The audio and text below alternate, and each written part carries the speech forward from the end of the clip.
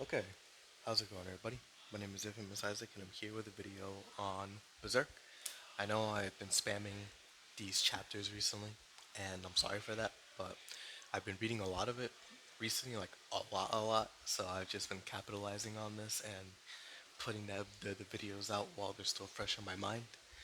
And also, if I'm not reading or watching something, there's not much I can make content on because I'm not at home still, which is crazy. I'm still on vacation, which I just want to go home, bro. Like I'm so tired.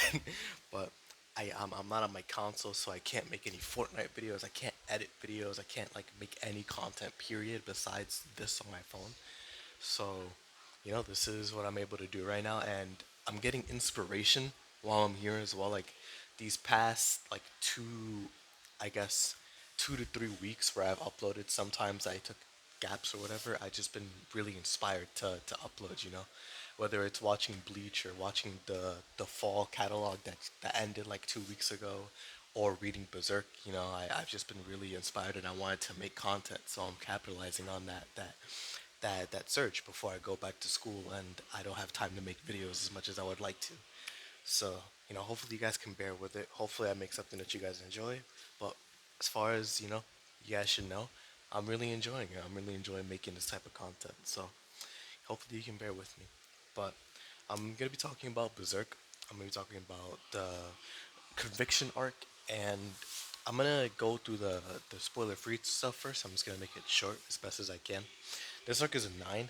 This arc is like a 9 bordering a 9.5, but something holds it back a little bit, like some characters and just some like the final fight compared to the Lost Children one. I like the Lost Children one more, but the final fight in this one wasn't bad at all. It was pretty cool. And then the ending of the arc was really fire. It was such a way to grab the reader's attention. Like it was fire. It was sick. The characters that were introduced were amazing. Some of them held back the story a little bit. Some characters were meh compared to what they used to be. And just overall, like the characters were great. If only two or like one character honestly was holding it back a little bit, and compared to like the 9 characters that they introduced, I think it's good. I think it outweighs it a lot, so it doesn't matter. But the characters are great. The story was amazing. The story was actually amazing. I love the story from start to finish. Oh my goodness. There's 2 chapters that I want to talk about. 3, if anything, or actually 4, maybe. But there's some chapters that just stood out to me that were like, yo, I don't know what Miura was on, God rest his soul, but he was cooking. He was legit cooking when he made those chapters. I'd never seen a person understand a character so well that they created. Like it was genuinely amazing, actually amazing. The art was always on, like it was always peak and never declined. The the progression of it, while it was long, the Lost Children arc kind of like separating those two made this one shorter, so it was easier to digest. And honestly, going into this, I really didn't know what to expect from an arc called Conviction arc, but it definitely wasn't this. It definitely was not this. Not in like in terms of quality, but just in terms of what was gonna happen. I definitely did not expect this, like at all. So I'm pleasantly surprised to see what happened here. Can't talk about music since there is none. The overall shoot, I enjoyed it. I genuinely enjoyed this arc. It was great. If I had to rank it, it would be Lost Children arc at the bottom. It would be Black Swordsman above it. Then it would be Conviction right there, literally right behind Golden Age at the top. Golden Age and Conviction arc were really good. And if Golden Age didn't exist, I would have put Conviction at the top. It like personally is my favorite so far, while Golden Age is the best one so far. You know, favorite versus best in terms of quality. Two different things for me. So that's where I'm putting them. But let me get into the spoilers so I can actually go in depth with it. Since I'm already like almost 5 minutes into the video without mentioning any spoilers. But let's just get into the story. So basically, Guts after the Lost Shogun arc is gonna go back to fix his sword since he's been fighting for a long time. He's gonna go back to Gato and his his daughter Erica and Rickert. So he goes back there, and this is where the two peak chapters come from because Rickert tells him that yo, Casca's gone. She left. So hopefully you can bring her back because Erica was the one that let her leave by accident. And we get some really great character moments for Guts here.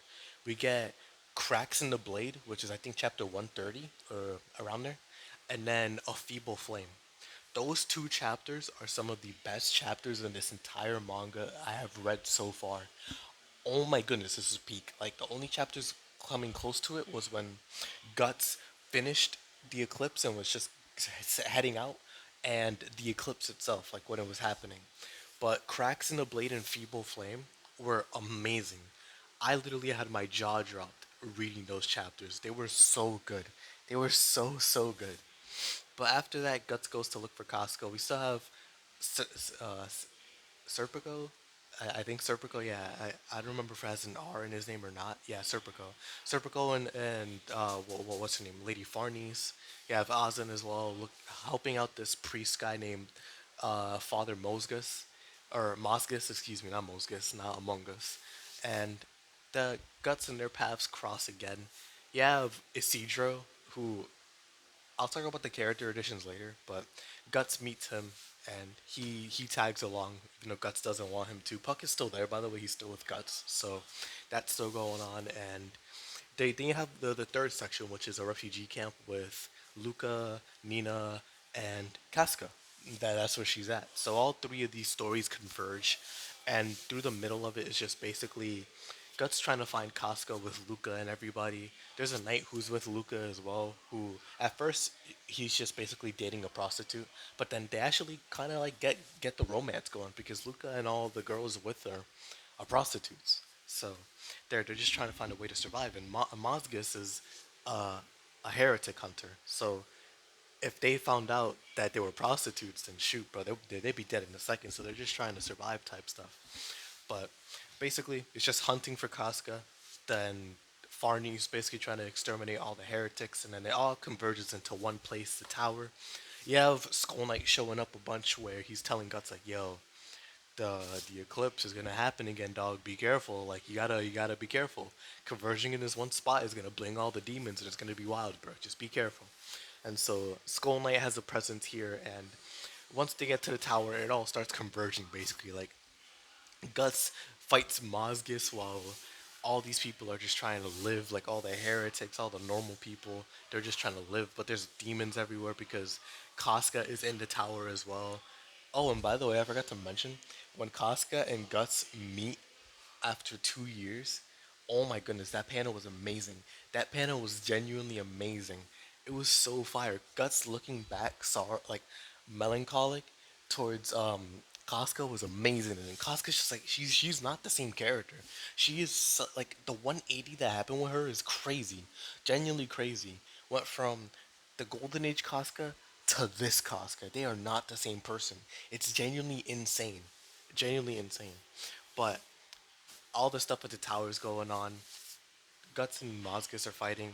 Nina is there. She's meh, but all this stuff is happening. Isidro's coming out with the clutch tactics every single time.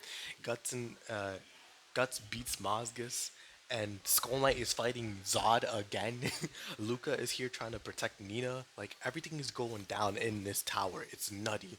It's really pure pandemonium. I'm not even doing it justice trying to explain it because I'm skipping out on a lot, and I mean a lot.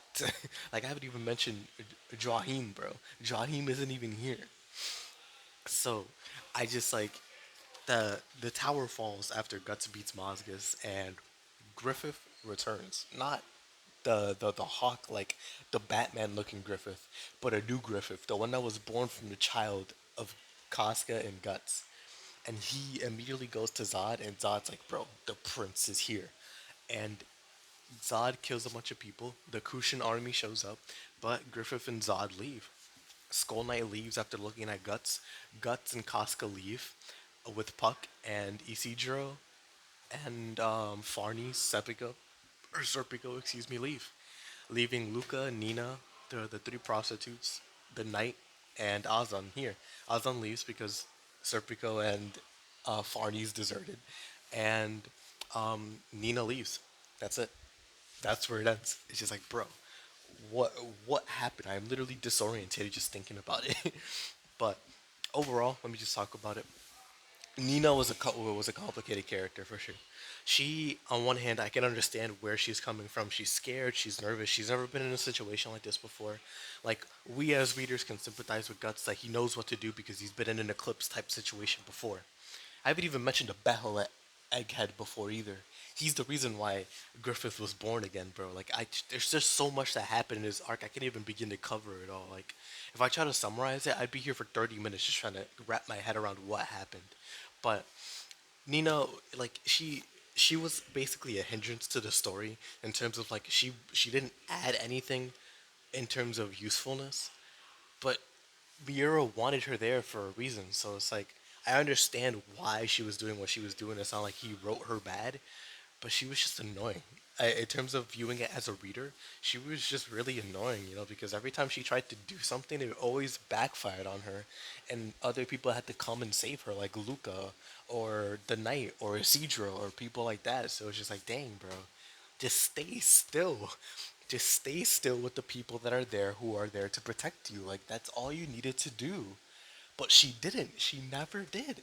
It never made sense. Like if she had fear, right? If she had fear, which she did, she would have just stayed with the people that she knew would protect her. But she was scared of Casca because she had the brand on her. So it's just like, oh, I'm gonna try to run away, even though there's millions of people on the ground just running and fire and demons everywhere. It's just like, bro, just stay up on top. What are you doing?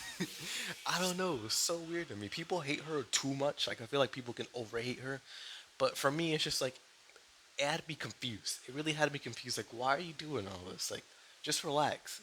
Just sit there and relax, bro. No one's expecting you to fight. So just don't be a hindrance. That's all he's asking. That's really all he's asking. But shoot, Puck. This one was a little weird too because I felt like the jokes with him sometimes were just like a little too much.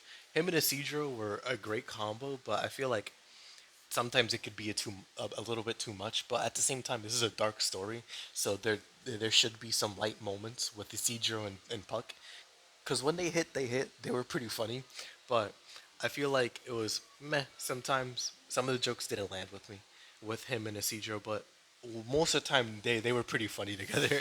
I think Isidro was a great addition to this arc. Speaking of Isidro himself, he was great. He was genuinely great, and I hope that he joins the crew. I don't want to mention any spoilers that I've seen, but I really hope that he joins the crew because he's so funny, bro. He's genuinely so funny. He's fire. He's useful. He's cool. I really like Isidro. He was sick. And then you have Serpico versus Guts as well. That fight was awesome. It just exemplified why Serpico is so cool. And I hope that he joins Guts as well. Like, oh my gosh. Farnese, I feel like people hate on her too much. I feel like it's the same situation with Nina, where people hate on her too much because she's weird.